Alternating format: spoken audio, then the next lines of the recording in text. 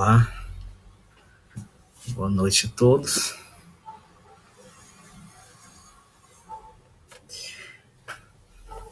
Boa noite.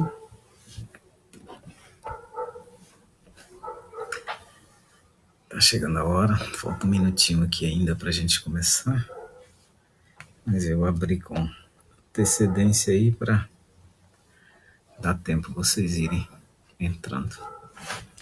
Deixa eu mandar uma boa noite aqui.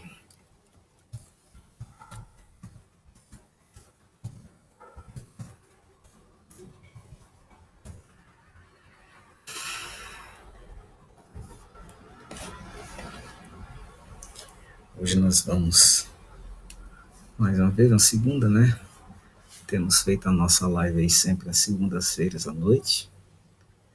E eu vou segurar esse horário de 18h30, que é um horário mais tranquilo e tal. Eu quero ver se a gente faz aí uns 40, 50 minutos de um bate-papo. Esperando você chegar aí.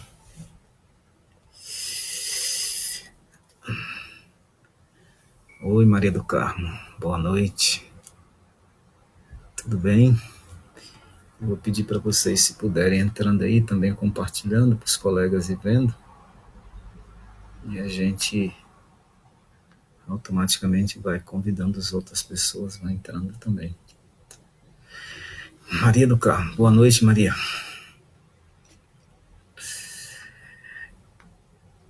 Pode ficar aí esperando, que eu vou esperar mais um pouquinho a entrada do pessoal. Cláudia Soares. Boa noite, Cláudia. E aí, como estão a quarentena de vocês aí? Boa noite para todos. Lucilene. Oi, Lúcia. Boa noite, Lúcia. Verena. Boa noite, Verena. Boa noite para vocês. Luz Maria. Por onde tu anda, Luz Maria?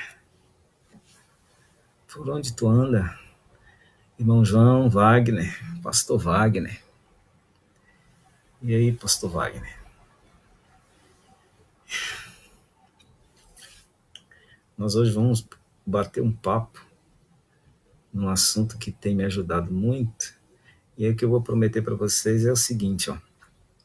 Não vai dar para mim responder todas as perguntas aqui, talvez ao vivo, por causa do nosso tempo. Mas aí ou você pode fazer sua pergunta, à medida que a gente estiver discorrendo o tema aqui, você pode fazer sua pergunta aqui mesmo e depois eu prometo para vocês que eu vou responder todas. Ou você pode fazer pergunta no privado, tá? Você fica à vontade para fazer pergunta, porque eu não vou prometer que eu vou responder todas aqui na live, entendendo? Que talvez cada nosso tempo não dê. Mas eu vou responder todos. Ou você pode fazer aqui na live, ou então você pode me mandar no privado, que nós iremos dar a resposta de todas as perguntas. Boa noite, irmão. Boa noite, Carminha. Tudo bem? Obrigado por estar aí, Carminha. Luz Maria, então se você voltou para a Terra Boa, para Rondônia, que bom. Rondônia realmente é uma terra boa. Eu tive o privilégio de trabalhar ali 2 anos. Gosto muito de Rondônia. Mas, gente, eu quero começar a falar para vocês sobre algo que, assim, para mim foi um divisor de águas. Simeone, obrigado, Simeone, boa noite para você. Para mim foi um divisor de águas esse tema que eu vou falar para vocês, e é o que me ajuda, ou tem me ajudado, para mim prosseguir na vida cristã. Porque muitas vezes, é verdade que é um dos, né? Tem muitas outras mais coisas, e talvez eu vou dar continuidade a essa live, a esse tema talvez, ou um tema idêntico, na próxima segunda-feira. Mas hoje eu quero falar para vocês assim, ó, como viver a vida cristã de maneira equilibrada, porque por natureza, gente, nós somos desequilibrados. Por natureza, nós somos desequilibrados. Alguém até disse que o ser humano, que a palavra parece extremista, ela mexe mais com a gente do que... Irmã Claudete, boa noite, irmã Claudete. Seja bem-vinda aí. Parece que a palavra extremista, ela nos fere mais do que a palavra desequilibrado. Adriano, boa noite, Adriano. Mas o extremista e o desequilibrado é a mesma pessoa. Então, eu vou usar a palavra desequilibrado para não dizer extremista, é a mesma coisa. Por natureza, então, nós seres humanos somos desequilibrados. ou nós vamos estar de um lado, ou estaremos do outro lado. Ou estamos no extremo, ou então no outro extremo. Mas como cristãos, o que a gente precisa muito é aprender a viver o equilíbrio da vida cristã. E aí é o ponto, talvez, que nós tenhamos mais dificuldade é buscar esse equilíbrio. E, na verdade, para se ter ou para adquirir esse equilíbrio, é uma junção de muitas coisas. Eu vou trabalhar uma aqui com vocês, talvez na próxima semana eu trabalho outra, porque é uma junção de muitas coisas. Infelizmente, quando nós somos batizados ou quando nós aceitamos Jesus, as pessoas não têm tempo para nos ensinar sobre isso. E nós vivemos um cristianismo assim meio fajuto, meio descomprometido, e não é o cristianismo que Deus espera que vivamos. Por isso eu vou mostrar para vocês hoje o que prejudica demais o desequilíbrio, ou que leva o ser humano com mais facilidade para o extremo. Depois que eu aprendi isso, eu tenho pautado. Eu falei para vocês que não é só isso, é uma junção de muitas coisas, tá? Mas esse é um fator principal que eu quero trabalhar com vocês aqui hoje. Então, gente, olha, por natureza, eu disse para vocês, nós somos desequilibrados, nós somos extremistas. E por que nós somos extremistas? Porque nós gostamos de algumas coisas que, na verdade, a gente acha que é muito importante ou muito interessante, só que essas coisas que nós gostamos, muitas delas nós não deveríamos gostar. Eu quero começar citando uma. Nós não deveríamos, gente, gostar de novidades.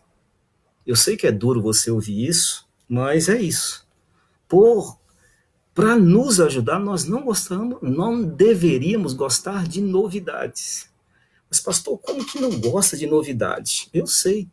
Nós, seres humanos, somos muito curiosos, tá? E as pessoas sabem disso e eles exploram demais a nossa curiosidade em cima de novidade. Mas a novidade, por natureza, nós não deveríamos gostar ou ficar buscando novidades. A novidade, quando nós começamos a buscar muito, gente, ela nos machuca demais. Demais, demais. Eu quero começar mostrando para vocês as definições de novidade.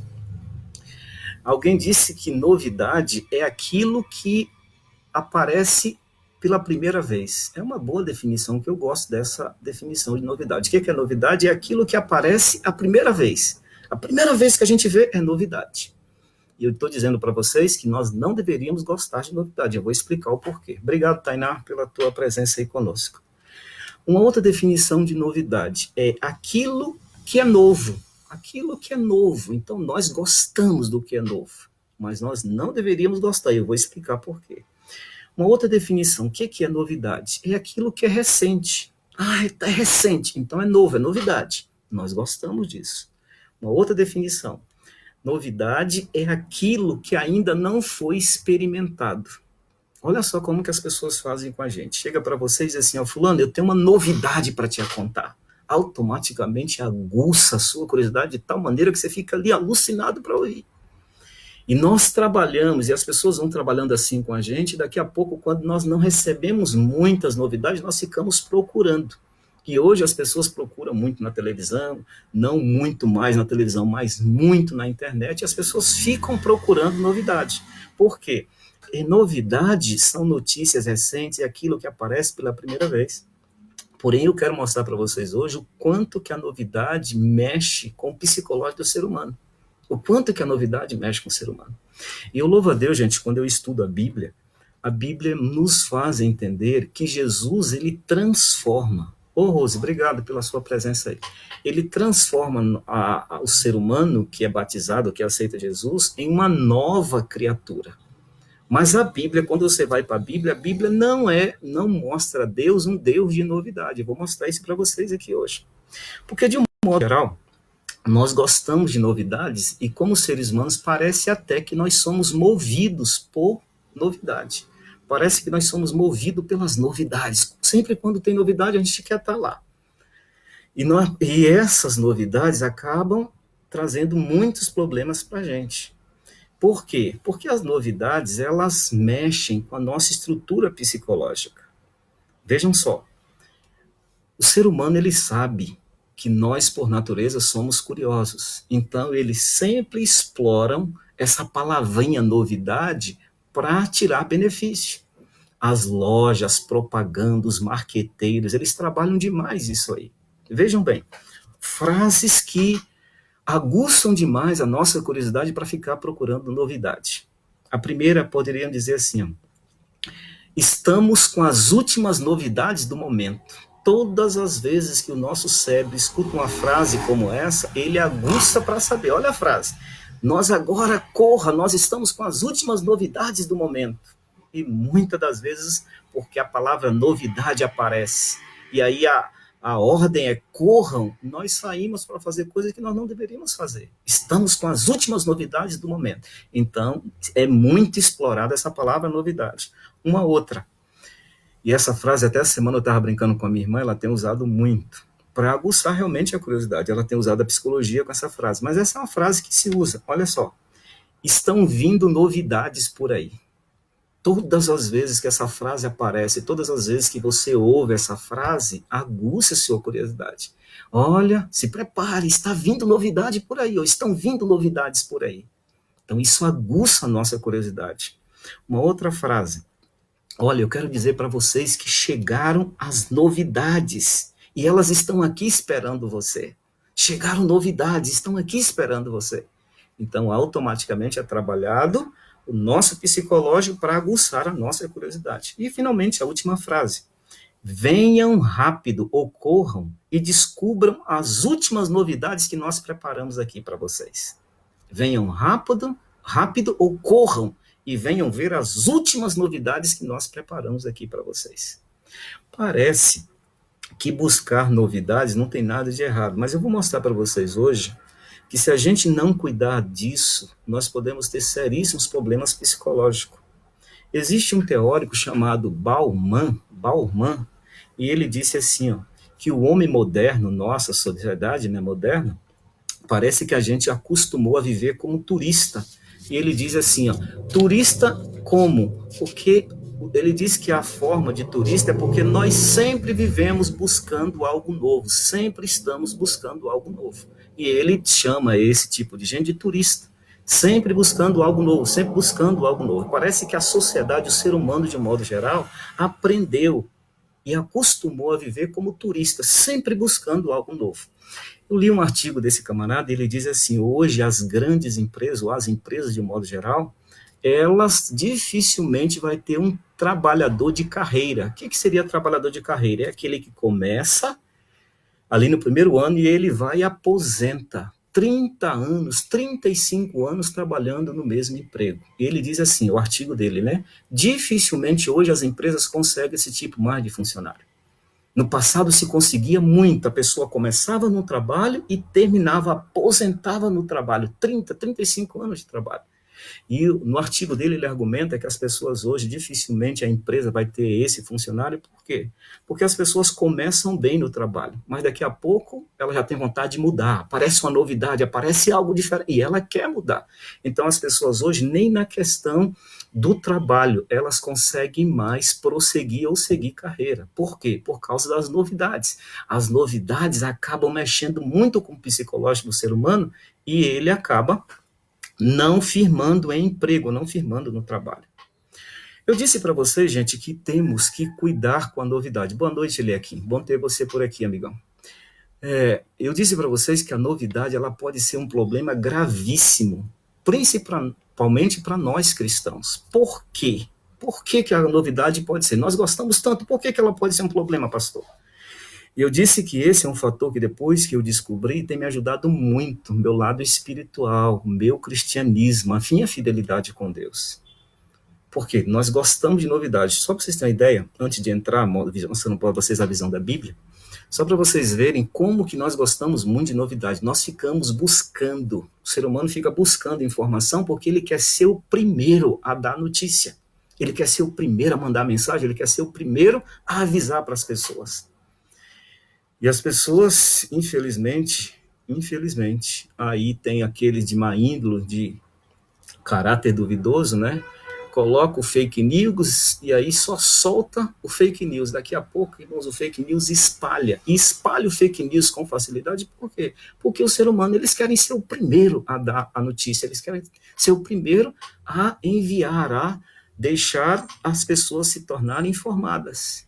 Então, ele quer novidade, ele busca novidade. Então, as pessoas de má índole, elas exploram também muito isso. Mas a visão da Bíblia sobre novidade. É isso que eu quero mostrar para vocês. O nosso bate-papo não é só mostrar como que é ruim ou pode ser ruim a novidade, mas eu quero mostrar para vocês dentro da Bíblia. E eu, gente, para estruturar ou para chegar à conclusão o quanto a busca de novidade pode nos prejudicar, eu fui encontrar na Bíblia e eu pensei assim, nada ou talvez ninguém melhor de nos falar sobre isso do que o sábio Salomão. Salomão, porque foi o homem mais sábio da terra. Então, eu quero abrir com vocês a Bíblia no livro de Eclesiastes. Eu quero ler 2 versos que estão no capítulo 1 de Eclesiastes, que são os versos 9 e 10. Eu quero ler esses 2 versos com vocês para mostrar para vocês a visão da Bíblia e na mente de Salomão. Olha o que ele diz. Verso 9. O que foi, é e o que há de ser. E o que se fez, isso tornará a ser feito. Não há, pois, na terra nada de novo. Verso 10. Há uma coisa de que se possa dizer, vê isto, isso é novo. E ele responde, não, já foi nos séculos antes de nós. Sabe, olha só o que Salomão diz. Na terra não existe novidade.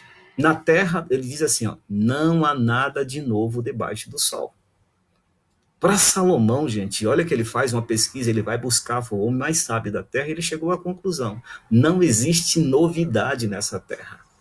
Isso é utópico, isso não é verdadeiro. Segundo Salomão, tudo que foi hoje ou que é hoje foi ontem. E as pessoas nos enganam muito, olha, isso é novidade, chegou novidade, mas Salomão já dizia para a gente que não existe nada de novo nessa terra, ou na terra não existe novidade. E talvez você está dizendo assim, pastor, mas existe novidade.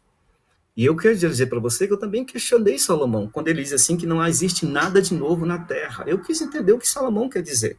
Aonde Salomão está dizendo que eu já vi novidade, oh, isso aqui é novo. Mas ele diz assim, olha daí, o que acontece hoje já aconteceu ontem. O que acontece nesse ano já aconteceu em séculos passados, porque não existe nada de novo nesta terra. E aí, talvez você sinta agora como eu senti quando eu li esses versos, eu pensei assim, puxa vida, Salomão jogou um balde de água fria numa crença, porque eu sempre acreditei que existe novidade, mas Salomão está dizendo que não existe nada de novo nessa terra. O que foi hoje, o que é hoje, foi ontem. Não existe nada de novo nessa terra. E aí, então, eu fiz uma pergunta, que talvez você esteja fazendo também. Então, eu fui enganado o tempo todo? Você foi enganado o tempo todo, como eu também fui. Porque Salomão disse que nesta terra não existe novidade. E quando você para pensar, não vai dar para mim explicar tudo agora, mas quando você começa a pensar, não, isso aqui é novo, aí você vai, volta um pouquinho o tempo, ou você estuda um pouquinho o livro de história, você vai ver que lá atrás já tinha. Pode ter sido melhorado, mas novo, Salomão disse que não existe nada de novo nessa terra. Então, eu fui enganado? Fui, como você também até hoje talvez foi também. Por quê? O que fizeram com a gente para chamar de novidade? Eles pegaram a mesma coisa do passado e colocaram num papel de presente bonito ou novo e nos deram como se fosse novidade. É isso que o ser humano faz. Eles pegam algo e automaticamente dá uma melhorada e coloca num pacote muito bonito e diz, olha daí, isso é novidade para você. Mas Salomão joga um balde de água fria quando ele diz assim, ó, não existe nada de novo nessa terra. Tudo que é hoje foi ontem. Então não existe novidade, segundo Salomão, nesta terra. E aí, como eu disse para vocês, eu me questionei, daí durante todo o tempo tu foi enganado. Realmente eu fui enganado. Já que não existe nada de novo nessa terra, não existe novidade nessa terra. É uma terra, se você parar mais um pouquinho à frente, o verso 14, Salomão diz assim, ó, atentei-me para todas as coisas que se fazem debaixo do sol. E isso eu cheguei à conclusão. Tudo é vaidade, é correr atrás do vento. A próxima live que eu vou falar sobre isso aqui, ó, sobre a questão da vaidade. Então ele diz assim, eu apliquei meu coração, eu me dediquei para buscar entender se realmente existe novidade. E ele diz, na hora que eu me apliquei, ou eu me dediquei para descobrir isso, eu cheguei à conclusão, debaixo do sol não existe nada novo. Debaixo do sol não existe novidade. Então, tudo aquilo que nos falaram que é novidade, mentira, já teve no passado. Então, não é novo não é novo. A embalagem é bonita, o papel é bem embrulhado, o pacote é bem embrulhado, o papel é de presente, tal, é bonito. Mas Salomão disse que não existe novidade nessa terra. Então, nós que corremos atrás de novidade, não. Salomão chega a dizer, a semana que vem eu vou falar sobre isso, que a vida na terra ela é cíclica. O que seria isso, pastor? Segundo Salomão, a vida na terra é uma roda que gira aqui, ó, tá? Não sai disso. A vida da terra é uma vida, segundo Salomão, é cíclica. Ela fica aqui, ó, o tempo todo ela fica girando. Então, eu e você, nós não temos novidade. Já que a vida é cíclica, não existe novidade para a gente. O que é hoje foi ontem. Então, não existe novidade. É um balde de água fria, gente, mas eu diria para vocês que é um bom balde de água fria. Por quê? Para Salomão, se não existe novidade, já que Salomão jogou um balde de água fria na nossa crença, naquilo que nós acreditamos até hoje, e ele pode dizer assim para mim e para você, olha, Odaí, irmão Alcides, que bom ter o senhor por aqui, obrigado, viu, pela sua presença. Olha, daí até hoje você acreditou em novidade, mas você é um tolo, viu, daí, porque não existe nada de novo nessa terra, não existe novidade nessa terra. Tá bom, Salomão, tá bom. Então me explica por que, Salomão, eu gosto tanto de novidade. Então explica para mim, Salomão, porque eu busco sempre algo novo. Fala para mim, então. Irmãos, nós seres humanos, nós buscamos novidades, porque isso está no nosso DNA, como o teórico diz aqui, parece que os seres humanos, eles giram em torno da novidade. Essa era uma pergunta que eu fiz. Então por que eu gosto tanto de novidade, Salomão? E aí, gente, moram alguns problemas, viu? Aí moram alguns problemas. Alguns estudiosos chegam a dizer que pessoas que buscam muita novidade, ou que vivem buscando novidade, é simples. E aí eu estou respondendo a pergunta que eu fiz naquele dia. Salomão, por que não existe nada de novo nessa terra? Por que não existe novidade nessa terra? E por que eu busco tanto as novidades? Por que eu vivo buscando novidades, Salomão? Essa é uma excelente pergunta, e foi em cima dessa pergunta que eu busquei, e aí eu vi o problemão que eu estava. E aí, gente, eu fui ler, e alguns estudiosos dizem assim, ó, que pessoas que buscam novidades é porque elas não conseguiram satisfazer o vazio interior. Olha que interessante.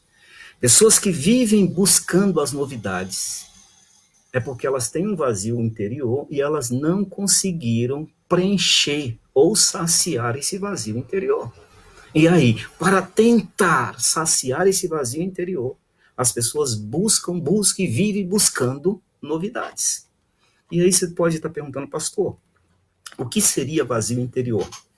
E eu busquei aqui, gente, para ficar mais fácil de explicar para vocês, algumas definições de vazio interior que eu quero mostrar para vocês aqui. Ó. A primeira definição de vazio interior diz assim, ó, é pensar que a nossa existência não tem sentido, mesmo quando o nosso ambiente está mostrando o contrário. Então, você, ao imaginar que a sua existência ou a tua vida está sem sentido, então você busca preencher isso, entendendo? E aí buscando informações ou buscando saber de alguma coisa para passar essas coisas. Então, quando a existência do ser humano não faz sentido, segundo alguns estudiosos, quando ele sente que a vida dele não está fazendo sentido, então ele está tentando buscar para poder dividir, para se sentir importante. Uma outra definição de vazio interior são pessoas que lutam para suprir, entendendo? Uma necessidade vazia que nem ela mesma sabe de que é. Então, olha que definição interessante. O que é vazio interior? É uma busca incessante do ser humano para tentar preencher algo que ele mesmo não sabe o que é. Uma outra definição. Vazio interior é a pessoa que sente, que está sentindo grandes faltas de tesouros ou de qualidades na sua mochila emocional. Imagine a tua mente, ela diz para você que está faltando alguma coisa. Entendendo? E aí o autor aqui diz que a mente chama de mochila emocional. Então a sua mente diz que está faltando alguma coisa e ela te coloca para ir buscar essas coisas para tentar preencher esse vazio. Agora essa definição aqui ela é mais longa, mas eu quero segurar um pouco mais nela. Vazio interior é aquilo que a pessoa sente através de falta de alegria, porque elas vivem na ilusão, porque elas perderam a motivação estimulante, porque elas perderam a vontade de encarar os desafios da vida, porque elas perderam a esperança e porque elas perderam o amor. Olhe bem, as pessoas buscam novidades porque elas perderam a alegria de viver, elas estão vivendo numa ilusão, elas não têm motivação que estimula a buscar fazer as coisas boas, elas perderam a vontade de encarar os desafios da vida, a realidade da vida, elas perderam a esperança e elas também o amor. E aí, por causa disso, elas vivem esse vazio interior. Mas eu quero para a última, para mim poder explicar isso aqui mais claro para vocês, sobre o vazio interior ainda. Vazio interior é um sentimento que, segundo esse teórico, não é tão fácil de explicar, porque isso fica cravado na força da nossa alma, isso está no nosso psicológico. Então ele diz, não é fácil de explicar porque isso está internamente no ser humano. Porém, uma pessoa, ela pode ter tudo, segundo esse teórico. Entretanto, ainda ela achar que não tem nada, ela achar que está faltando alguma coisa. Olhe bem, gente, por que as pessoas procuram novidades? Porque elas têm um vazio interior. E o que é o vazio interior? É a mente, mesmo as pessoas tendo tudo, mas a mente diz que está faltando alguma coisa, então elas ficam buscando as novidades para tentar preencher esse vazio. Agora, como é que nós podemos identificar uma pessoa que tem o vazio interior? Como que você identifica? Na verdade, primeiro eu já estou dizendo para vocês aqui, são pessoas que vivem buscando novidades. É por isso que eu diria para vocês assim, ó, quando eu estudei sobre esse assunto, gente, eu pedi a Deus que me ajudasse a não ser mais curioso, tá? Porque toda pessoa curiosa, elas vão viver nessa busca de novidade. Eu falei, Senhor, eu não quero mais, eu não posso mais ser curioso, tá? Eu não posso. Por quê? Eu não vou viver buscando novidade porque a busca da novidade é uma demonstração que a pessoa está doente ou está com esse vazio interior precisando de alguma coisa. Então, a primeira coisa que você poderia dizer para você, se você identifica alguém que tem vazio interior, é aquelas pessoas que vivem buscando novidade. Mas tem mais. Pessoas com vazio interior dizem, os estudiosos, que elas comem muito, comem de maneira desenfreada. Elas comem. Quanto mais come, mais vontade tem. Isso é o vazio interior, então é uma reação de pessoas que têm esse vazio interior, que esse vazio interior não está preenchido. Então elas comem demais, elas vivem comendo, e quanto mais elas comem, mais elas têm vontade. Então isso é o vazio interior que não foi preenchido. Uma outra diz assim, ó, são pessoas que têm vazio interior, elas se jogam por completo no trabalho. Quanto mais elas trabalham, então se jogam muito no trabalho. Uma outra, pessoas que têm vazio interior, elas se afundam na bebida alcoólica. Elas bebem muita bebida alcoólica, pessoas, e acabam sendo uma alcoólatra, se tornando uma alcoólatra. Porque a busca para preencher o vazio interior, então elas se jogam na bebida. Então você vê, algumas vão para a novidade, na busca de novidade, outras vão para a comida, comem demais, outras se jogam no trabalho, outras vão para a bebida alcoólica, pior, outras se jogam na droga.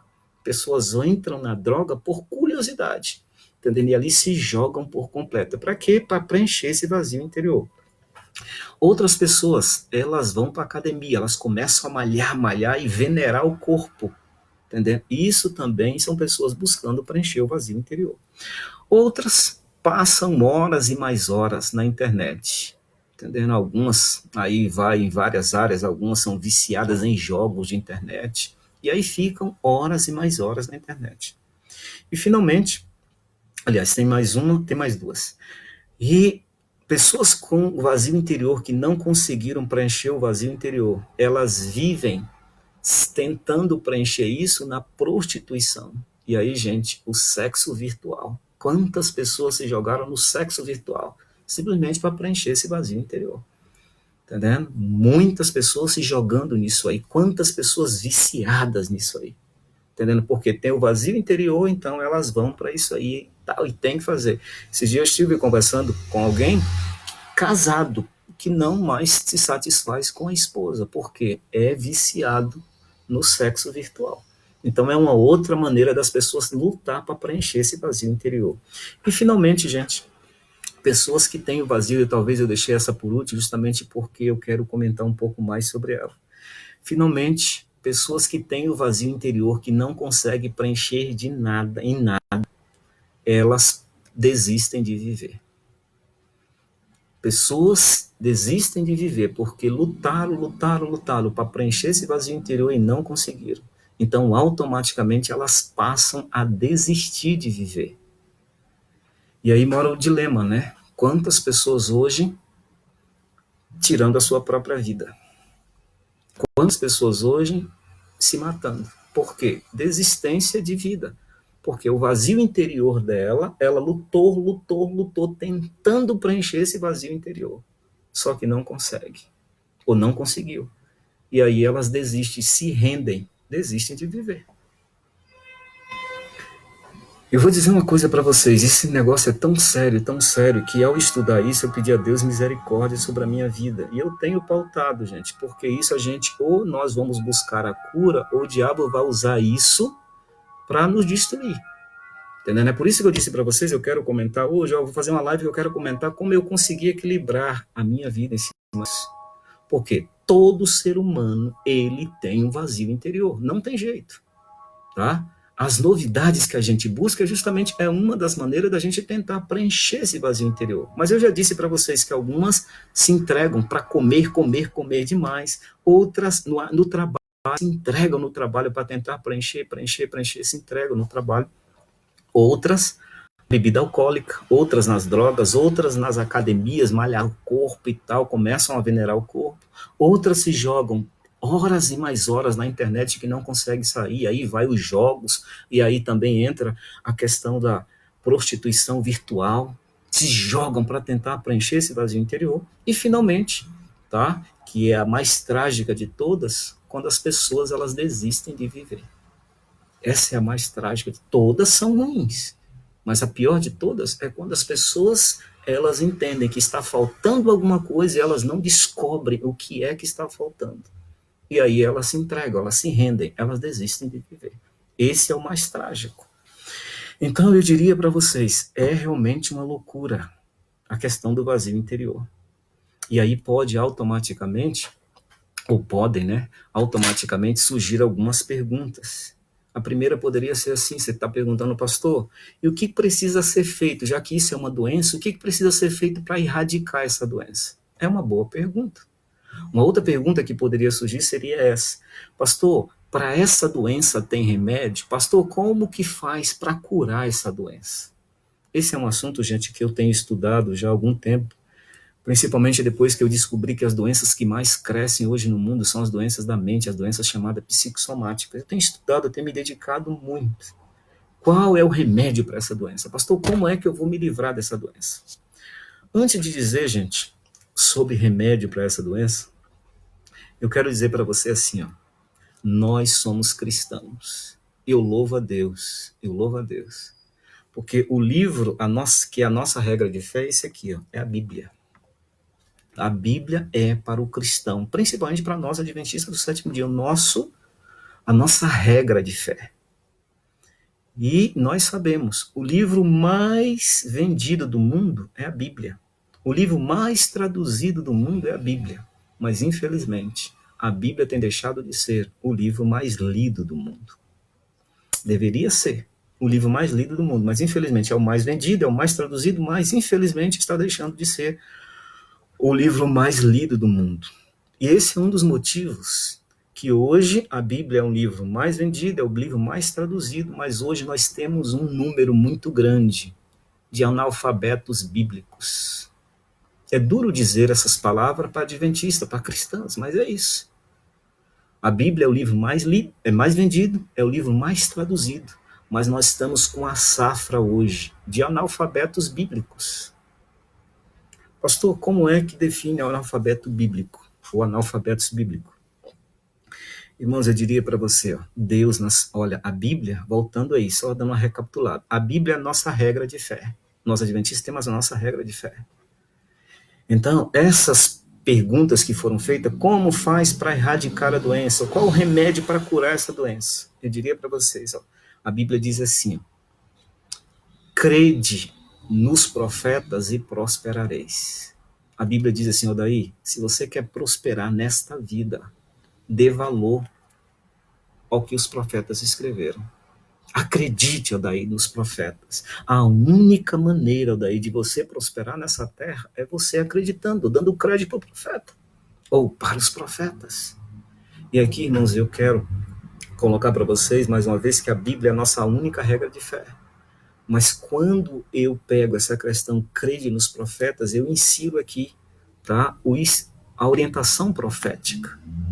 E aí eu coloco Bíblia, e aí eu insiro um pouco mais atrás aqui o espírito de profecia. Então, quando nós acreditamos nos profetas, nós prosperamos. Ou a única maneira de nós prosperarmos nesta terra é dando crédito aos profetas, é aceitando a orientação profética. Infelizmente, nós hoje temos uma gama, um número muito grande de analfabetos bíblicos, mesmo com a Bíblia sendo o livro mais vendido, o livro mais traduzido, nós temos essa gama muito grande de analfabetos bíblicos. Por quê? Infelizmente, irmãos, nós paramos de dar valor ao estudo da Bíblia. E aí se paga um preço muito alto. Por quê? Jesus disse assim, ó, o justo viverá pela fé. Tá? O justo viverá pela fé. E eu disse para vocês, a nossa regra de fé é a Bíblia. Então, se o justo vive pela fé, e se a nossa regra de fé é a Bíblia, como é que nós ousamos querer viver nessa terra sem ler a Bíblia, sem estudar a Bíblia?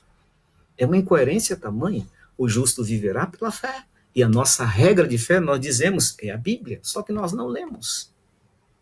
Olha o problema, olha o dilema que nós vivemos. Então, se o justo vive pela fé e a nossa regra de fé é a Bíblia, o nosso modo de viver tem que ser pela Bíblia, o nosso estilo de vida tem que ser pela Bíblia, as orientações para viver cada dia nessa terra tem que ser pela Bíblia. Eu diria mais.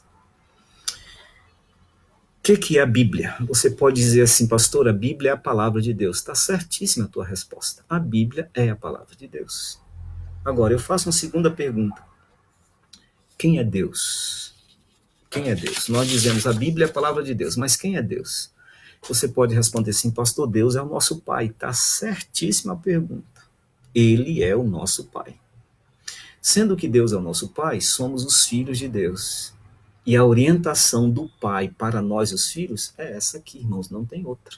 A orientação do Pai para os filhos, a maneira como os filhos devem viver, para que eles saiam dos extremos, para que eles não vivam a vida desequilibradas, para que eles saiam do extremo e venham para o equilíbrio. É a Bíblia.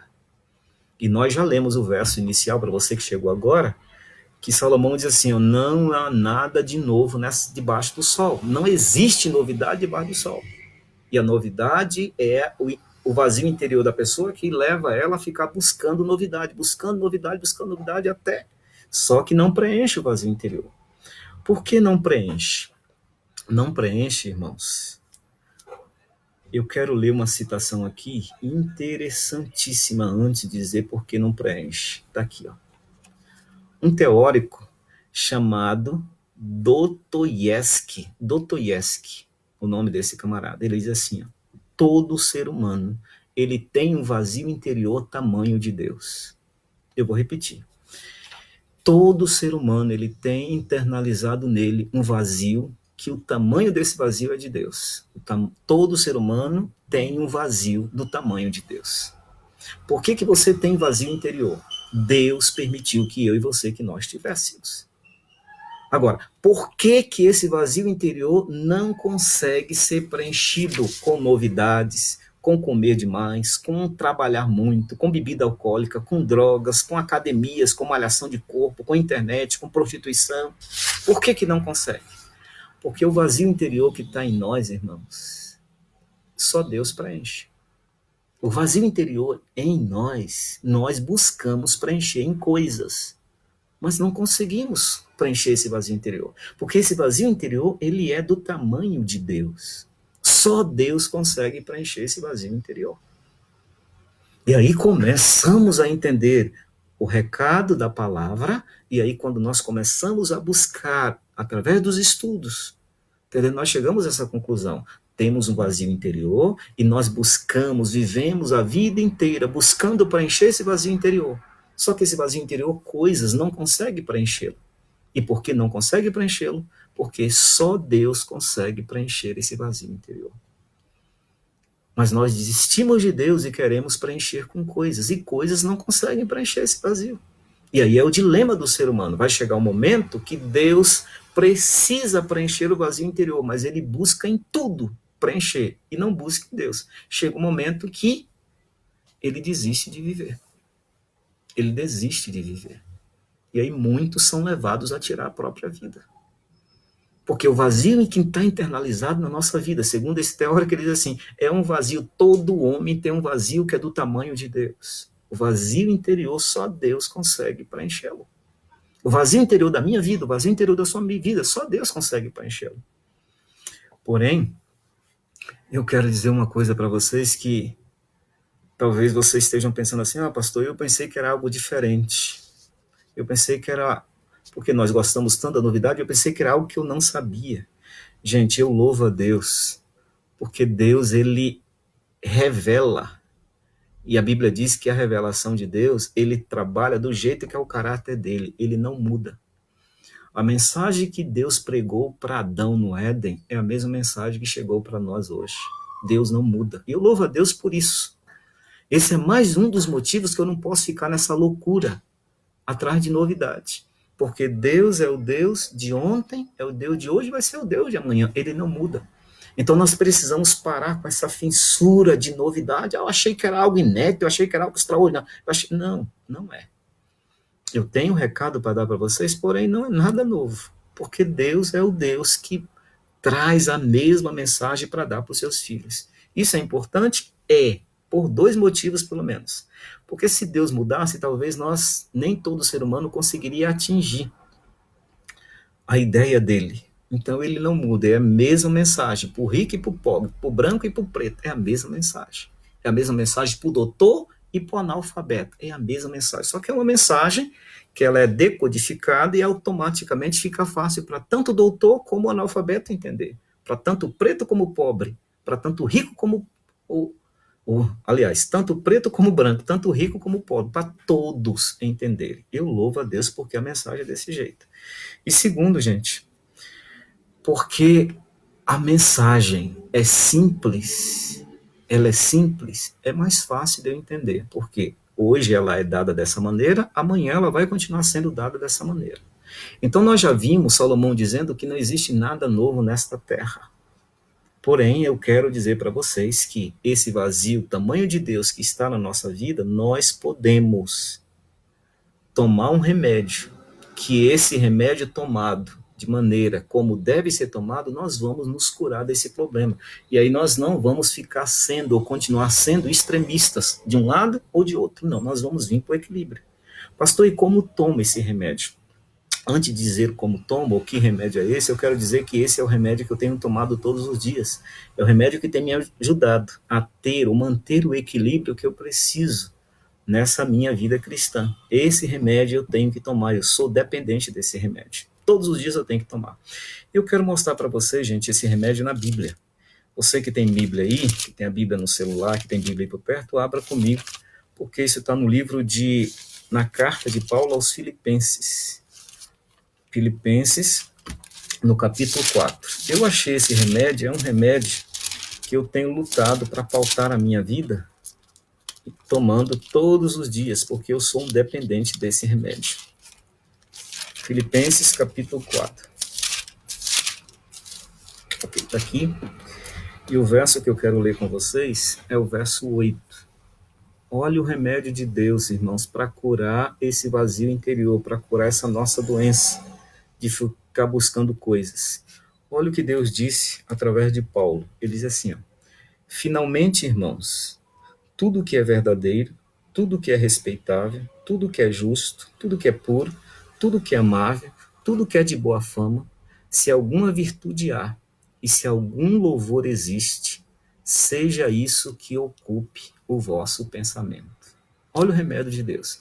É interessante, irmãos, que Paulo começa esse verso dizendo assim, ó, finalmente, ou agora em suma, em resumo, eu quero dizer para vocês o que vocês têm que fazer. E aí ele diz assim, ó, tudo que é verdadeiro, tudo que é respeitável, tudo que é justo, tudo que é puro, tudo que é amável, tudo que é de boa fama. Eu disse para vocês, gente, que todo ser humano tem esse vazio interior. E Paulo disse que esse vazio ele precisa ser ocupado. Como é que nós ocupamos esse vazio interior? Ele diz assim, ó, nós temos que ocupar esse vazio interior, mas antes de ocupar, nós temos que buscar coisas que tenham virtude e que tenham louvor. O que nós temos que buscar para preencher o nosso vazio interior? Coisas nessa terra que tenham virtude e que tenham louvor. Esse vazio interior, que é do tamanho de Deus, só Deus consegue preencher, Paulo diz assim, ó, tudo que é verdadeiro. Quando você vai para a Bíblia diz assim, ó, que Jesus Cristo é a verdade. Então, esse vazio interior é de Jesus Cristo. Jesus Cristo tem que preencher. Tudo que é respeitável, Paulo diz. A Bíblia diz assim, ó, o temor do Senhor, o respeito ao Senhor é o princípio da sabedoria. Mais uma vez, Paulo quer nos fazer entender que esse vazio é Deus, é Jesus Cristo que tem que preencher. Paulo diz mais, tudo que é justo.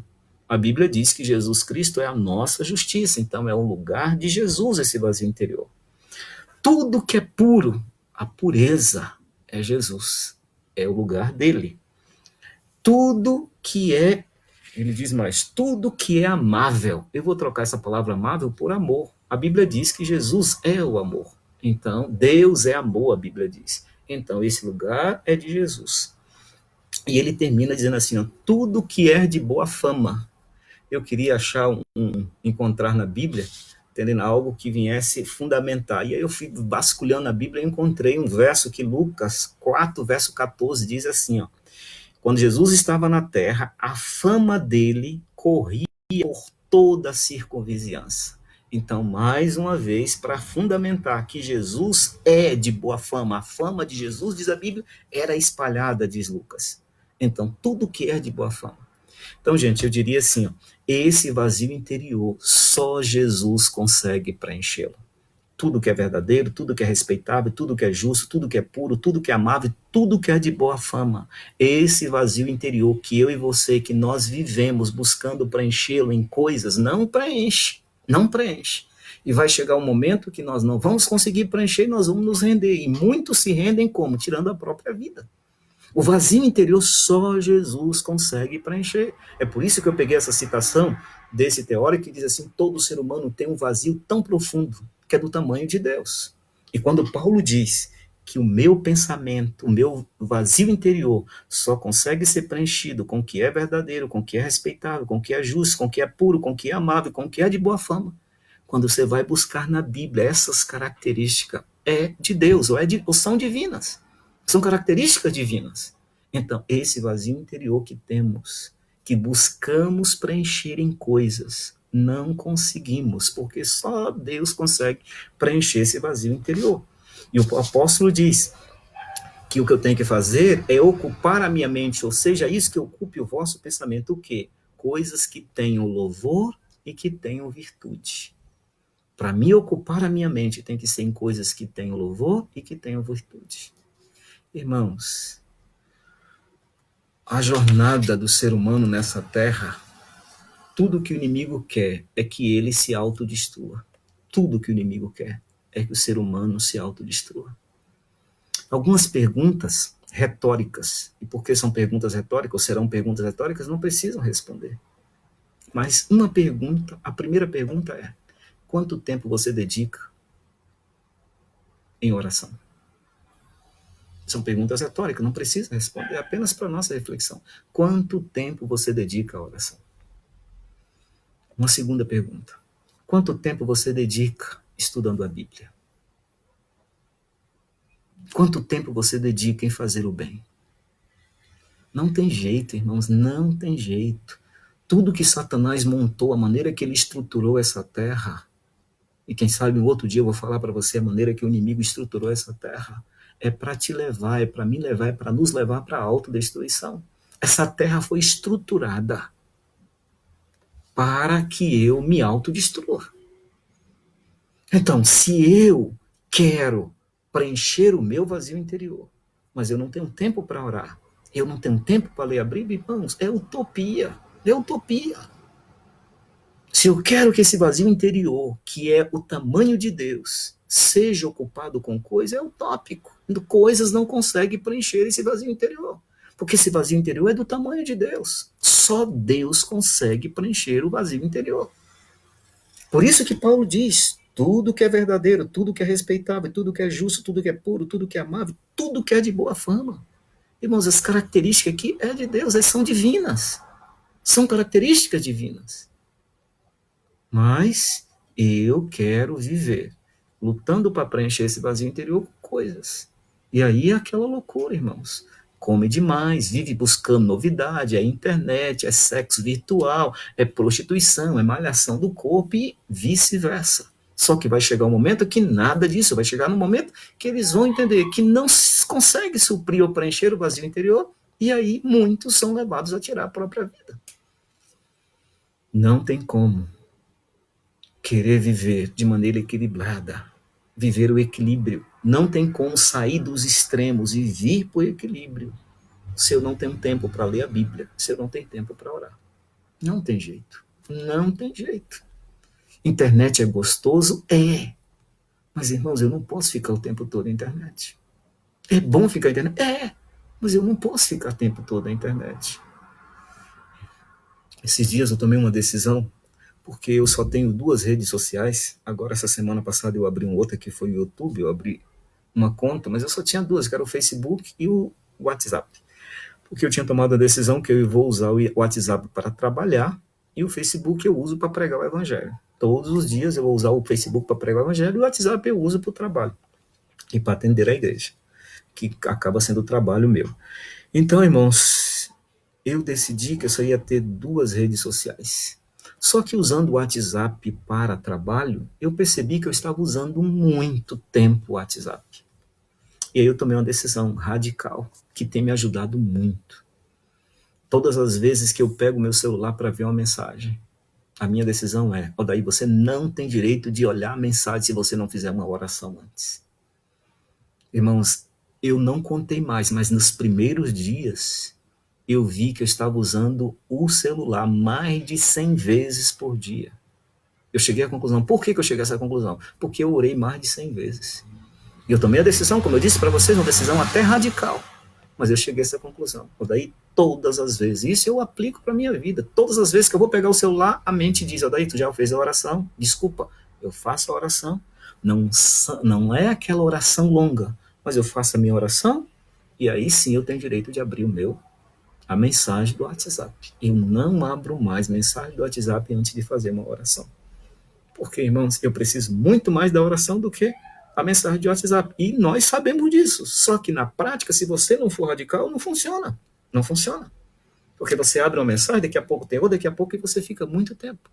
Então, a mensagem chegou. Antes de abrir, quando eu pego o celular, a mente já diz, faça a oração primeiro. Você fez o acordo, tá bom? Eu faço minha oração, aí depois eu vou ver a mensagem do celular. Nós precisamos, irmãos, precisamos de sabedoria para a gente pautar a nossa vida de tal maneira que vivamos uma vida equilibrada, porque senão nós vamos para o extremo, com facilidade vamos ao extremo.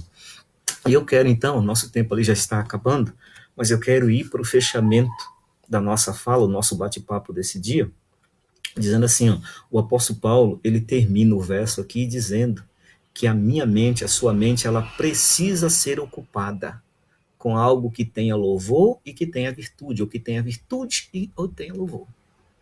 Irmãos, muitas coisas que olhamos na internet não tem nem virtude nem louvor. A nossa mente não tem o direito, nós não temos o direito de ocupar a nossa mente com essas coisas. Ele disse que para ocupar a nossa mente ou para colocar alguma coisa na nossa mente, nós primeiro temos que decidir ou ver, analisar, tem louvor nisso? Tem virtude nisso? Se não tiver, nós não temos direito de ocupar a nossa mente. E esse apóstolo, ele vem mostrando, entendendo, esse guia mestre, essa linha mestra que nós seres humanos precisamos buscar as orientações e os conselhos para a gente viver, para a gente poder ter essa vida equilibrada que precisamos ter. Então, eu quero deixar com vocês algumas orientações, irmãos, que eu tenho usado, que eu tenho praticado na minha vida, que tem me ajudado a criar bons hábitos, hábitos necessários para que eu viva a vida da maneira que Deus espera. Então eu tenho pautado a minha vida entendendo disso, tá? Que eu tenho um vazio interior, então eu tenho que buscar criar bons hábitos, que eu quero dizer para vocês quais são esses bons hábitos. Na verdade, eu coloquei 15 aqui, tá? Mas você vai começar, talvez você não coloque 15, mas eu tenho 15 bons hábitos. Da hora que eu levanto, eu tenho que, durante o dia, ir praticando esses 15 bons hábitos. A psicologia diz que se você faz algo para criar hábito, você tem que fazer 21 dias seguidos. Se você quer esse hábito é bom para a sua vida. Então, coloque ele assim na tua vida e pratique diariamente durante 21 dias. Automaticamente o seu cérebro já absorve ou já aceita isso como um hábito. Então, quer fazer algo bom? Decida o que é e pratique 21 dias seguidos. Seu cérebro já vai criar um hábito e já vai dizer que você tem necessidade de fazer isso. É a mesma coisa. Você vai dirigir o carro, aqueles que têm habilitação, quando você está dirigindo aqui, não precisa mais você olhar para o câmbio da marcha, para a marcha, para o câmbio do carro, né? Automaticamente o carro está ali, você está aqui olhando para frente, a sua mão já faz, seu cérebro já diz o que você tem que fazer. É isso que acontece, porque aquilo já tornou um hábito. Você sentou no carro para dirigir, você já sabe qual é a marcha, a sequência da marcha que você vai colocar, tanto para o carro andar mais rápido, ou como para reduzir a velocidade. Então, é isso. Então, nós precisamos, para criar hábito, nós precisamos decidir quais são os hábitos bons e repeti-los, segundo a psicologia, durante pelo menos 21 dias.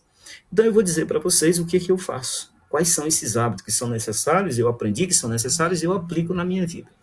Primeiro, irmãos, todos os dias, eu levanto de manhã para fazer 1h30 de oração, leitura da Bíblia e meditação. Mínimo para mim é 1h30. Semana passada eu terminei sábado, uma semana de oração com o pessoal lá do Amazonas. Eu estava fazendo pelo Zoom com eles. Como eu tinha que 7 horas já estar à disposição da minha família para fazer o culto, eu tinha pelo menos 1h30, eu começava o culto com eles. Semana de oração com eles às 6. Mas eu estava levantando todos os dias, 3h30, 4 horas da manhã. Porque eu preciso, isso aqui é um hábito. Meu cérebro, dormir, eu nem coloco mais relógio. Então, meu cérebro, já automaticamente, o relógio biológico, ele, olha, amanhã eu tenho que levantar tal hora. Na hora certa, eu levanto, faço minha oração e vou vir para o meu escritório para ficar 1h30 no mínimo. Mas tem dias que eu passo 2h30 aqui. Pastor, eu não tenho esse tempo, irmãos. Não é obrigado ter o tempo que eu estou falando. Mas você tem que ter um tempo de oração, leitura da Bíblia e meditação. Você tem que tornar isso um hábito na sua vida. Tem que tornar um hábito na sua vida. Para isso, irmãos, eu não posso dormir mais de 10 horas da noite. Então, para mim acordar cedo, o máximo que eu vou dormir é 10 horas. Quantas das vezes eu vou dormir, minha esposa fica um pouco mais tarde. Mas eu não posso ficar mais de 10 horas. Então, 10 horas eu tenho que estar na minha cama, porque eu tenho um compromisso no outro dia. Então, não adianta você querer acordar cedo no outro dia se você só dorme tarde, não tem jeito. Então, você tem, para criar um bom hábito, você tem que mudar algumas coisas, ou sacrificar algumas coisas. Então, 10 horas eu tenho que ir para a cama. Porque no outro dia, 4h30 da manhã, eu tenho que levantar para mim vir ficar no mínimo 1h30. Essa é a primeira coisa que eu faço. Segunda coisa, né? Quando eu estou na minha meditação, na minha oração, a segunda coisa que eu faço, eu peço a Deus, Senhor, eu tenho mais um dia que estás me dando de presente. E eu preciso, Senhor, de que tu me oriente para que eu viva esse dia. Oriente, Senhor, as minhas ações, orienta tudo o que eu vou fazer, Senhor, me dê sabedoria no que eu vou fazer. Então, esse é o meu segundo hábito, pedir a Deus que orienta as minhas ações desse dia. Segundo hábito, ali, depois que eu termino o meu tempo, aí eu vou planejar o que eu vou fazer naquele dia. Planejado. Então, eu monto um planejamento daquilo que eu tenho que fazer naquele dia. Quarto hábito, eu mantenho, nesse planejamento, eu já mantenho a mente focada naquelas boas ações que eu vou fazer. Por exemplo, eu vou visitar os irmãos, o que eu vou ler com eles, o que eu vou falar com eles e tal. Então, cada realidade é diferente, então eu preparo no planejamento para que eu pratique boas ações. Tem irmão que não está precisando de uma oração, tem irmão que está precisando de 1 quilo de feijão. Então eu vou pedir a Deus sabedoria para que as minhas ações agora, ele me dirija, coloque na minha mente para que eu pratique as boas ações. Quinto, eu peço a Deus para me ajudar a controlar as minhas vontades e os meus desejos. Parece um absurdo isso, um pastor pedindo, né? Irmãos, eu sou um ser humano como qualquer outro. Então eu tenho vontades e eu tenho desejos. Senhor, que os meus desejos, que as minhas vontades estejam submissas à tua vontade. Me ajude a controlar as minhas vontades e os meus desejos. Eu peço a Deus todos os dias, me ajude a controlar as minhas vontades e os meus desejos. Porque, irmãos, o pecado, a prática do pecado, o diabo usa justamente a vontade e o desejo. E aí você cai. Senhor, me ajude a controlar minhas vontades e meus desejos. Eu peço isso para ele.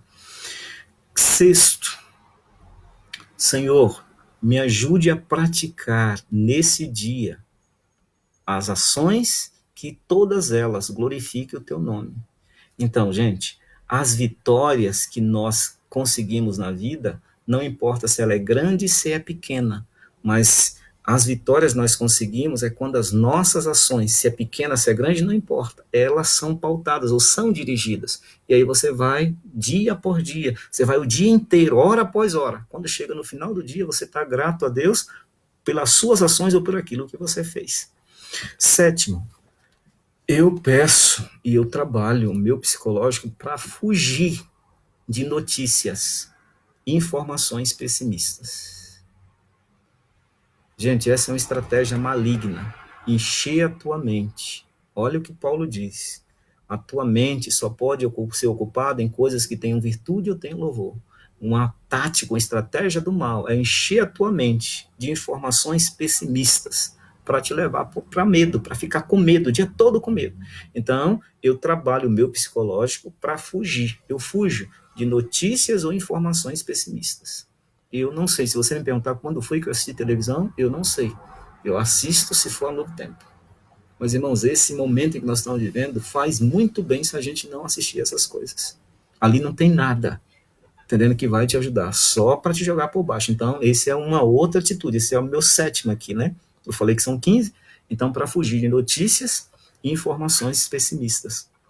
Eu peço a Deus, e eu trabalho de manhã ali, já no culto com ele, Senhor, me ensine a ser verdadeiro em tudo que eu fizer nesse dia. Me ensine a ser verdadeiro, Senhor. Me ensine a estar comprometido com a verdade. Meu Pai, me ajude. Eu vou ter alguns momentos que eu vou ter vontade de mentir, de enganar, de dar uma pernada, mas, Senhor, me ajude a estar comprometido com a verdade. Todo momento, Senhor, me ensine a estar comprometido com a verdade. Eu peço a Deus isso lá de manhã. E aí eu vou trabalhar o dia inteiro agora comprometido com a verdade. Um outro, irmãos, fazer exercício todos os dias. Essa é uma guerra. Graças a Deus, essa guerra está vencida. Todos os dias eu faço meu exercício. Se tu perguntar, pastor, até sábado? Até sábado. É verdade que sábado eu faço depois do pôr do sol. Mas eu tenho, gente, no meu planejamento de vida, eu tenho que caminhar durante a semana 50 mil passos. 50 mil passos eu tenho que dar na semana. Diz que o Ministério da Saúde exige 10 mil passos por dia. Eu não coloco 10 mil, eu coloco 7 mil. 7 mil, eu gosto muito do número 7, então eu coloquei para a minha vida 7 mil passos todos os dias. Todos os dias eu tenho que dar 7 mil passos. Então, se você pega na semana 7 vezes 7, 49. Só que a minha semana ela é fechada com 50 mil passos. Toda semana eu tenho que fechar. Graças a Deus, semana passada eu fechei com 52 mil passos. Eu tenho no meu celular um aplicativozinho que ele conta os passos. Então, todos os dias eu faço minha caminhada, todos os dias eu faço meu exercício. Todos os dias. Hoje eu já fiz. Você pegar meu celular aqui, ele vai estar com mais de 8 mil passos. Graças a Deus, hoje eu explorei um pouco mais e graças a Deus eu ultrapassei daquele que a minha meta é que são 7 mil passos diários. Então, todos os dias eu faço meu exercício. Uma outra coisa, é o 10º aqui. Irmãos, todos os dias eu tenho um compromisso comigo e com Deus em cuidar do que eu como ou da minha alimentação. Cuidar da minha alimentação. Porque o que eu coloco no estômago automaticamente vai afetar o meu cérebro. Então, isso é um compromisso que eu tenho com Deus. de cuidar com aquilo que eu como. Além de ter com exercício, esse que eu falei, outros que eu falei, então eu tenho esse compromisso. Eu não coloco no meu estômago aquilo que vai prejudicar o meu cérebro. Porque eu preciso da minha mente, porque é o lugar onde Deus trabalha na pessoa do Espírito Santo. E como é o lugar que ele trabalha na minha mente, eu sei que eu coloco aqui no estômago vai prejudicar aqui. Então eu tenho um compromisso com a boa alimentação ou com a alimentação equilibrada. Eu trabalho isso durante o dia. 11º, esse é um item que eu carrego. Eu tenho um compromisso com o meu aprendizado.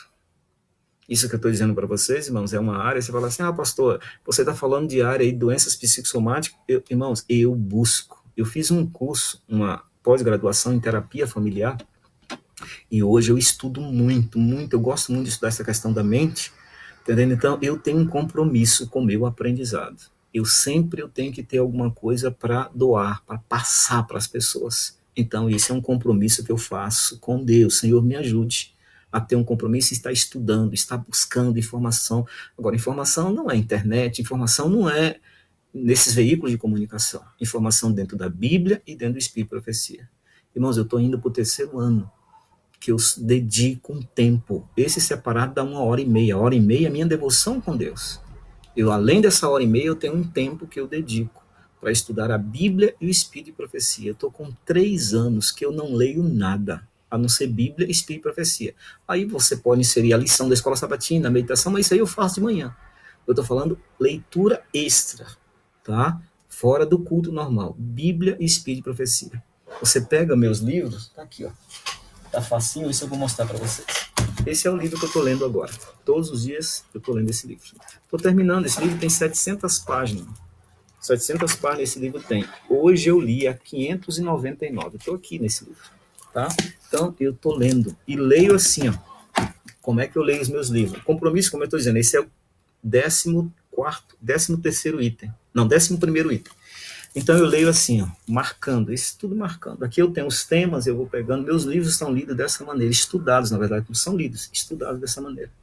Então eu quero um tema sobre tal coisa, eu vou pegar o livro e vou ver lá na página, porque lá já está marcado aquilo que eu tenho para mim poder falar. Então eu tenho um compromisso. 11º é estar comprometido com o aprendizado. Eu tenho que aprender todos os dias, porque eu aprender para mim poder dividir com aqueles que precisam. 12º, fazer sempre o bem, independente dos resultados.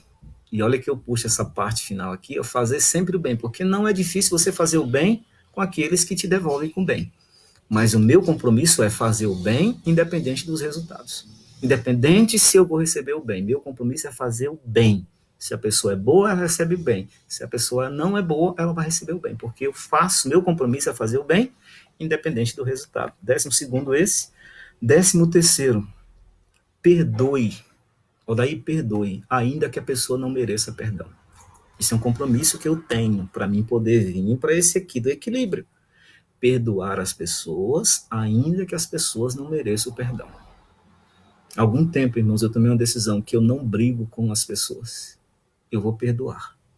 Perdoar ainda que não mereça o perdão. Eu tenho uma dívida com Deus. E essa dívida que eu tenho com Deus, Ele me perdoa, mesmo sem eu merecer. E é a maneira que Ele espera que eu pratique. Perdoar as pessoas, ainda que elas não mereçam perdão. É onde eu pauto a minha vida.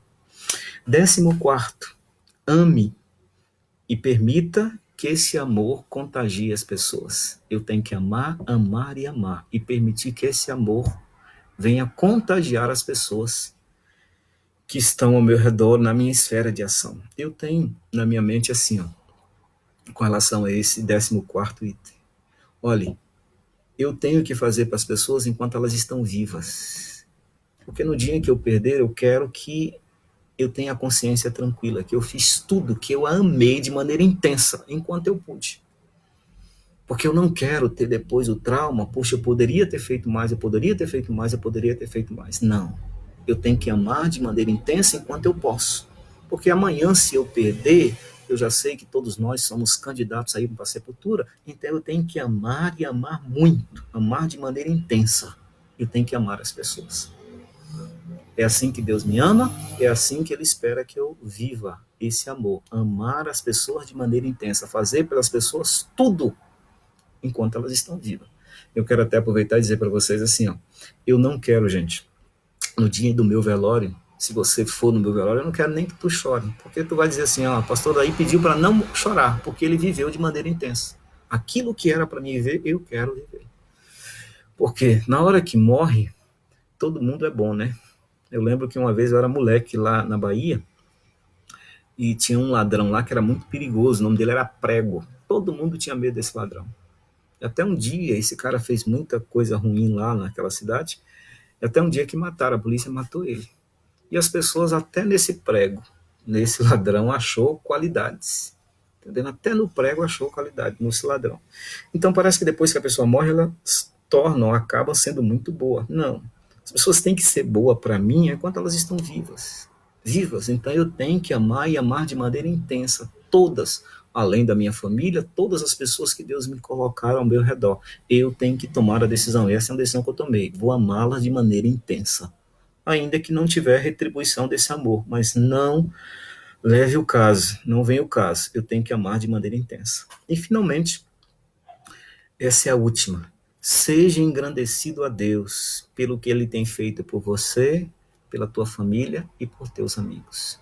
O último é gratidão a Deus todo momento. Ser grato, ser agradecido, ser agradecido. Se as coisas estão boas, eu agradeço a Deus. Se as coisas são ruins aos meus olhos, eu continuo agradecendo. É isso que o apóstolo diz, né? Em tudo dai graças, ou em tudo agradeça, em tudo seja agradecido. Então, esse é o meu 15º. Eu vou agradecer a meu Deus por tudo. Coisas boas, coisas ruins aos meus olhos, eu agradeço a Ele por tudo. Viver agradecido. Eu sou um eterno devedor da graça de Deus, por isso é uma obrigação minha viver agradecido. Esses são os meus quesitos, esses são, irmãos, a minha fundamentação de vida, tá? Eu quero terminar, mas quero dizer para você, se você quiser uma cópia, eu tenho isso escrito, eu posso mandar para você, tá? Eu posso mandar para você, não há problema nenhum. Isso aqui eu trabalhei, foi no tempo que a igreja estava me pagando, então isso não é meu, isso é de quem quiser. Então, se você quiser uma cópia, pode me pedir, ou aqui, ou no particular, no privado, eu mando para você. Mas eu termino dizendo assim, ó, se você quer ser feliz, se você quer ter o vazio interior preenchido, se você quer viver nessa terra como um pedaço do céu, aprenda que você tem que ter um padrão de vida. Se você não tem um padrão de vida, uma maneira de você viver, qualquer maneira que você viver, você vai ter que aceitar. Então, esses 15 itens eu tomei para a minha vida como meu padrão de vida. Esse é o meu padrão de vida. Eu vivo de maneira intensa um dia por vez. Eu não tenho como viver o ontem porque já passou. Eu não tenho como viver o amanhã porque não me pertence. Então, eu vivo hoje de maneira intensa. Então, se eu montei o meu padrão de vida, esse é o meu padrão de vida. Esses 15 itens, esses são, então, os 15 itens do meu padrão de vida, ou do meu estilo de vida, ou da minha maneira de viver. São em cima desses 15 itens.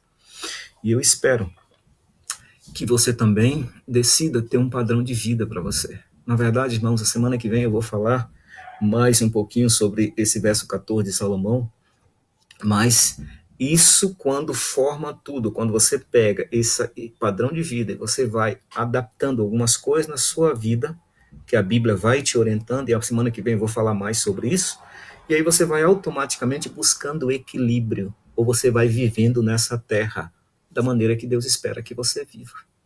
Viver nessa terra da maneira que Deus espera que você viva. Aí você vai dizer, Odaí, tu tem medo? Eu tenho, mas eu não deixo o medo me paralisar. Odaí, e se você morrer? A morte não me causa medo, porque eu vivo na terra o padrão de vida que Deus espera que eu viva. Então a morte não vai sepultar a minha fé. Eu vou dormir, mas para ele me acordar na manhã da ressurreição. A maneira que eu vivo dentro do padrão de vida, que é dentro do padrão de vida da minha regra de fé, que é a palavra do Senhor, é a maneira que eu vou vivendo automaticamente nessa terra, mas vivendo cada dia, me preparando para viver com Ele muito em breve no céu. É a maneira, gente, que eu aprendi, que eu consigo sair dos extremos para vir, então, para o equilíbrio, sem buscar novidade, porque a busca de novidade é o vazio interior clamando ou gritando que quer ser preenchido. Mas aí você fica buscando em muitas coisas, entre elas as novidades. Só que as novidades não preenchem o vazio interior. Esse vazio interior ele é do tamanho de Deus. Só Deus consegue preencher o nosso vazio interior. Então a Ele seja a honra, a Ele seja a glória, e que Ele venha então viver a minha vida, a sua vida, a nossa vida. Que Deus nos ajude, que Deus nos abençoe, que Ele nos ensine a viver. E que esses ensinamentos, irmãos, depois que nós termos esses ensinamentos, recebemos esses ensinamentos, que nós venhamos decidir praticar ou colocar na prática, no nosso cotidiano, no nosso dia a dia. Que Deus então nos abençoe para isso. Amém? Eu quero que você feche os olhos. Valesca, eu quero, Léo Potência, eu quero. Ok, feche os olhos, eu quero fazer uma oração com vocês, pedir a Deus que cuide de nós nesse momento tão esquisito, estranho que nós estamos vivendo, e na segunda-feira, então, nós estaremos de volta, eu estarei aqui de volta às 18h30, tá? Nós continuaremos, então, estudando sobre essa questão de padrão de vida. Feche os olhos e vamos fazer uma oração. Obrigado, Senhor, muito obrigado por mais uma vez nós pudermos juntos bater um papo com os nossos amigos. Pai, eu te agradeço do fundo do coração pelos amigos que tu me destes o privilégio de tê-los. Mas eu quero te pedir, ó Deus, não permita que a nossa amizade se limite a essa terra. Nos ajude, Senhor, a termos amigos na eternidade. Que esses amigos, Senhor, eles sejam eternos. Esse é o meu pedido, Senhor. Por isso, muito obrigado pela maneira que tem nos dirigido a vida e obrigado, Senhor, pelo privilégio de dividir com eles essas orientações da Tua palavra. Pai, nós iremos continuar aqui a partir de segunda-feira novamente, mas nos ajude, Senhor, para que essas orientações de hoje já sejam automaticamente aplicadas na nossa vida. Nós precisamos viver na terra o padrão do céu. Precisamos aprender aqui a vida que teremos lá. E a vida aqui, Senhor, aprendizado, tem que ser a vida que está dentro da Tua palavra, a vida que Tu esperas que vivamos. Pai, obrigado, muito obrigado, porque todos nós temos um vazio interior. E até hoje, Pai, quem sabe muitos de nós queremos ou buscamos preencher esse vazio interior com muitas coisas. Mas obrigado pela revelação que o vazio interior que temos é do tamanho de Deus. Por isso só Deus consegue preencher esse nosso vazio interior. E esse vazio interior preenchido, automaticamente esse Deus que preenche o nosso vazio interior, Ele vai nos dirigindo, Ele vai nos controlando, Ele vai nos mostrando o caminho que devemos seguir. Ele vai nos levando dia após dia nessa nossa jornada, até o dia que chegaremos ao fim dela, mas para recebermos das Tuas mãos a coroa da vida. Muito obrigado, Senhor, porque a Tua palavra, ela tem as orientações que precisamos para que vivamos um dia por vez aqui nesta terra, mas que esse dia de maneira intensa para fazermos a Tua vontade. Cuide, ó Deus, de maneira intercessora eu te peço, cuide dos nossos amigos, cuide de cada um deles, que eles entendam, Senhor, que nós precisamos viver a vida que Tu planejou para nós. Que nós entendamos e vivamos, buscamos viver esse padrão de vida do céu, já nessa terra. É verdade que isso vai causar uma fúria muito grande no inimigo, mas nos ajude a crer, Senhor, que mais são os que estão conosco do que os que estão com eles. Louvado seja o Teu nome, porque o exército que está do nosso lado é maior, e é o exército que não patrocina fracasso, é o exército que não conhece derrota. Que venhamos acreditar, Senhor, e venhamos tomar a decisão de viver esse padrão de vida do céu, já aqui na terra. Muito obrigado por esse dia. Obrigado pelo Teu cuidado nesse dia. Continue, Senhor, nos dando alegria de termos a nossa vida dirigida por Ti. É o que pedimos e agradecemos em nome de Jesus. Amém. Amigos, muito obrigado pela companhia de vocês. Fiquem com Deus, tá? Eu tenho orado muito a Deus, muito pela vida de cada um. E que Deus continue abençoando e dirigindo cada um de vocês. Vocês estão no coração. E, por favor, não fique fora do céu. A nossa amizade precisa ser eterna. Deus nos colocou, traçou o nosso caminho, que nós nos conhecêssemos. Não é para limitarmos a nossa vida a esta terra. Nossa amizade tem que ser eterna. Por isso, vamos para o céu, custe o que custar. Que Deus abençoe vocês. Grande abraço.